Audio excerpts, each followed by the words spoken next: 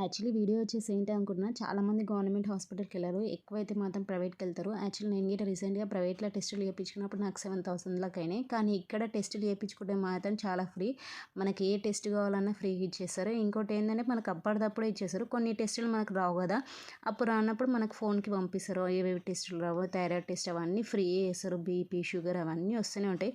కొన్ని అయితే అప్పుడే వస్తాయి టెస్ట్ చేసినాయి. ఇక్కడ వచ్చేసి నాకు ఒక పని ఉంది, అందుకే నేను ఇక్కడ వచ్చిన. మెయిన్ అయితే మాత్రం ప్రెగ్నెంట్ లేడీస్ని అయితే చాలా కేర్ఫుల్గా చూసుకుంటాను. నిజంగా అసలు అనుకోము. ప్రైవేట్లో అయితేనేమో మనం పైసలు కట్టి పోవాలి, ఇక్కడ వచ్చేసి ఫ్రీగానే వాళ్ళే ఫ్రీగా అన్నీ చేస్తారు మనకి. గవర్నమెంట్ అంటే ఏదో చూడరు చేయరు అనుకుంటాం, కానీ నిజంగానే చెప్తున్నా చాలా బాగా చూస్తారు గవర్నమెంట్లో అయితే మాత్రం.